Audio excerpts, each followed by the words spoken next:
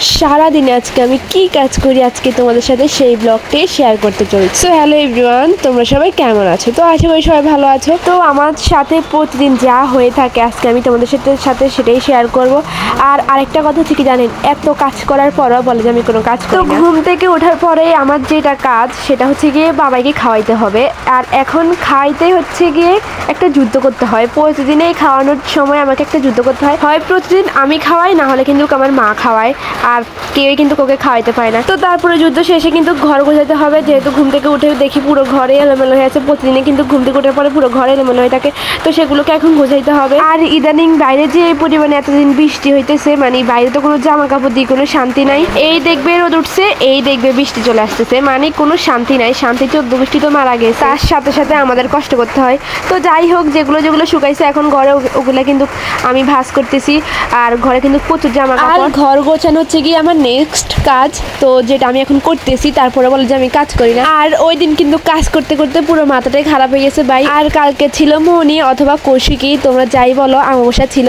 তো ওই দিন কিন্তু কাজের মাথা কাজে খাইছে ভাই। মানে হিন্দুদের কত রুলস, যা বলার বাইরে, কত নিয়ম ভাই, এত নিয়ম মানা যায়। তো কিছু তো করার নাই, যেহেতু নিয়ম মানতে তো হবে। আর এইসব কাজ কিন্তু একসাথে করতে খুবই ভালো লাগে, জানি না, মানে সবাই মিলে করতে কিন্তু ভালো লাগে। তো মা দিদি কিন্তু ছিল রান্না করে, আর আমাকে বলা হয়েছে যে পুরো ঘর গুছিয়ে রাখতে। তো আমি তাই করতেছি যা আমাকে বলা হয়েছে। আর দেখো, তোমাদের সাথে কথা বলতে বলতে কিন্তু আমার সব জামা কাপড় গোছানো শেষ। তো তারপর তোমরা দেখো আমার ঘর গোছানোর ফাইনাল লুক। তো দেখো আমি পুরো ঘর কিন্তু গোছাই ফেলছি। এই দেখো আমি কি সুন্দর করে না ঘর গোছাই গেছি। তারপরে প্রায় 20 মিনিট পর আসি, দেখবো পুরো ঘর কিন্তু কাবার এলোমেলো। তো যাই হোক, পুরো ঘর যখন এলোমেলো হবে তখন কিন্তু কাবার গোছাইতে হবে, কিছু করার নেই। আর আজকে যেহেতু অনেক বেশি কাজ, তো কাজের ফাঁকে দিয়ে কিন্তু খাইতে হবে। তো আমি এখন ফ্রিজে দেখছি যে মিষ্টি আছে, তো এখন মিষ্টি দিয়ে মুড়ি দিয়ে খাবো। আর আমি খাইতে খাইতে বলতেছিলাম যে আগে তো বিয়ে বাড়িতে যাইলে এরকম সবাইকে মিষ্টি আর মুড়ি দেওয়া হয়তো সকালবেলার নাস্তা, আর এখন দেওয়া হয় যে চা আর বিস্কুট। মানে দিন দিনে পরিবর্তন হচ্ছে আর কি। আগের রিচুয়ালের কিছুই নেই ভাই, সব কিছুই পরিবর্তন হয়ে যাচ্ছে। আর খাইতে খাইতে নিজের চোখের ভিতরে নিজের চোখের আঙ্গুল ঢুকাই পুরো চোখের অবস্থা খারাপ করে ফেলছি। তো তারপরে দেখতেছি যে মা এখানে কচু করতেছে। আজকে যেহেতু কচু দিয়ে ইলিশ মাছ রান্না করা হবে। আর কাদের এই আমাবস্যার ভিতরে এই কচু খাওয়ার রিচুয়াল আছে, তারা কিন্তু অবশ্যই কমেন্ট করবে। তো তার ফাঁকে দিয়ে কিন্তু আমি চলে যাই আবার আমার বাবাইকে খাওয়ানোর জন্য। আর এখন প্রায় 11টা বাজে। এখন হচ্ছে গিয়ে নুডলস খাওয়ানো হচ্ছে, কারণ আজকে কিন্তু এখনো রান্না বান্না কিছু হয় নাই, মানে ভাত রান্না করা হয় না, যেহেতু ওকে ভাত খাওয়ানো হয়। তো তার জন্য কিন্তু এখন তাকে নুডলস খাওয়ানো হচ্ছে। তো তাকে খাওয়ানোর পরে চলে যায় হচ্ছে গিয়ে কিছু জামা কাপড় আছে, আজকে যেহেতু শুক্রবার, তো বাবার কিছু শার্ট প্যান্ট। আর এগুলো কিন্তু প্রতিদিন দিয়ে ধোয়, কিন্তু আজকে যেহেতু রান্না করে প্রচুর কাজ, তো তার কারণে আমাকে বলা হয়েছে যে এগুলো আমাকে ধুই দিতে। তো তোমরা দেখো, এটাও কিন্তু কোনো কাজ না, তারপরে বলা হয়েছে যে আমি কোনো কাজ করি না। দিন শেষে আমাকে সারাদিন এটাই শুনতে হয় যে আমি কোনো কাজই করি না। আর তোমরা আকাশের পরিস্থিতি দেখো যে কেমন, এটার ভিতরে কিভাবে আমি জামা কাপড় বাইরে দিই। এখন দেখো কি সুন্দর, কোনো বৃষ্টি নাই, কিন্তু একটু পরে আবার বৃষ্টি।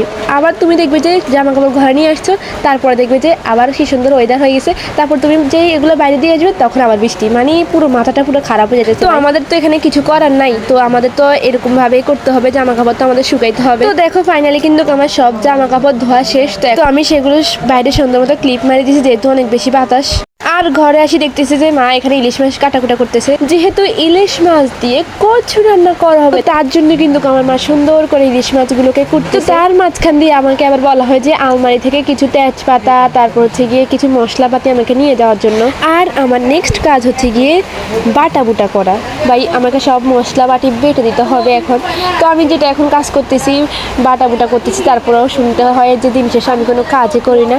তো এরকম কার এরকম শুনতে হয় যে কোনো কাজে করে না, কাজ করার পরও যে শুনতে হয় যে কাজ করে না, তখন কিন্তু মুভমেন্ট অনেক বেশি খারাপ হয়ে যায় ভাই।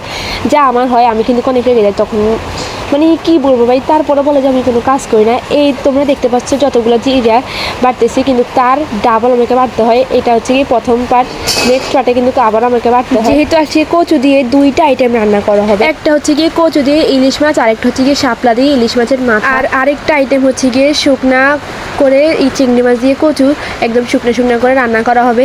তো এইসব রান্না করার জন্য কিন্তু প্রচুর পরিমাণে জিরা আদা আমাকে এগুলো বাড়িয়ে দিতে হয়। তো রান্না বান্নার ভিডিও নিয়ে কিন্তু আরেকটা ব্লগ নিয়ে আসতেছি। আর সব ভিডিও অ্যাডজাস্ট করলে কিন্তু ভিডিওটা অনেক বেশি লং হয়ে যাবে। তো যার কারণে আজকের মতো সবাইকে টাটা। নেক্সট ভিডিও কিন্তু রান্না বান্নার ব্লগ থাকে, তো সেটা দেখার জন্য কিন্তু তোমাদের তাড়াতাড়ি সাবস্ক্রাইব করে দিতে হবে আমার চ্যানেলে।